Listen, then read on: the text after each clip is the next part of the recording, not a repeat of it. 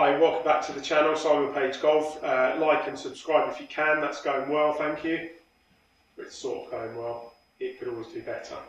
Right, today I'm going to talk a little bit about separation in the downswing between the top half and the bottom half. It's something that we all struggle with, it's something that I see all the time in the academy when I'm teaching, or outside when I'm teaching, that people struggle with. I struggle with it, and I think, unless you are Rory or Tiger or Xander or whatever, everyone struggles with this. So what we're talking about, and I know in a previous video I've discussed this, you can see I've got my yellow band of peril on here. It's an elastic band connected to my left shoulder blade, as you can see, and sort of my left hip here. Now in the backswing, we talked about it last time or in a previous video, I want to stretch that. I want to get my left shoulder turning under my chin, and stretching that elastic band across from my left, if you like, hip. I want to separate that as much as I can and hold the weight into there. Now from there, as a good player, and this is what we're all trying to be, I'm hoping, from there I want to now separate. Now all good players are going to separate by moving their hip laterally and rotating it behind them. Now as they do that, can you see that should stretch even further that elastic band here? So what we don't want to see, and let me grab a club, what we don't want to see in the downswing is we don't want to see that shoulder getting nearer to that hip. Now what we want to see, and as I say, Rory and Tiger and these guys, Dustin, Xander, they're all separating this hip away from this shoulder from the top. So the shoulder pushes away from the hip in the backswing, let's say, and on the way down they are now going to separate that back here, as you can see in these following videos.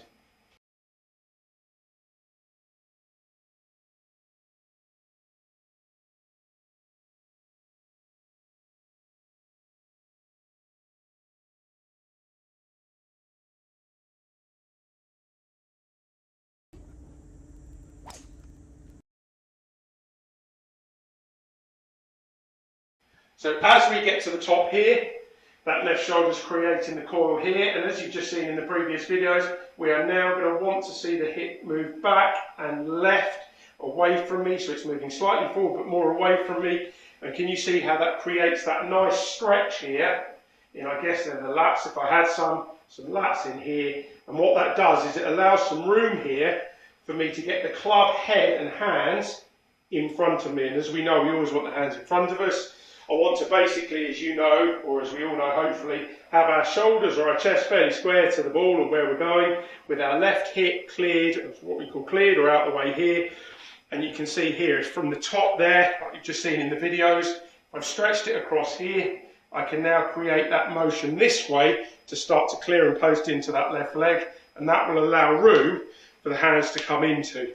Now what I spend my love with, and I know I'm guilty of this, I was taught to do this, is a bit of why I gave up playing, is I see a lot of people that won't quite get their weight into their back foot properly, but more importantly that left knee then stays in the way. And you can see if my left side doesn't get out of the way here, in the end I have to clear it with my left shoulder. Now if that's a bit of you, you'll watch if you can see my foot from where you are there.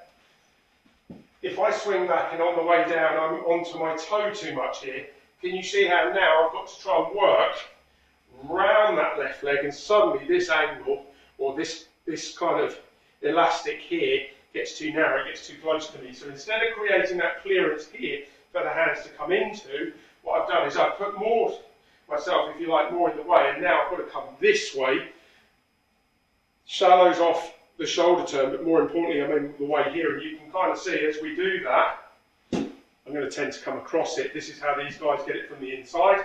They're able to leave the shoulders there for a little bit, clear that left hip working back and away. And can you see how now suddenly there's some room for the hands to get into here, and then they can exit on the way through. So I think we call it early extension here is the technical term, but it's being too much in the way. So if you can use that good visual here, and we can see if we can try and stretch and create a little bit of stretch between these two parts here, almost leave that left shoulder in the way for a fraction of a second and create that room there, you can suddenly see how we can get that club working down the line, and that gives us that power.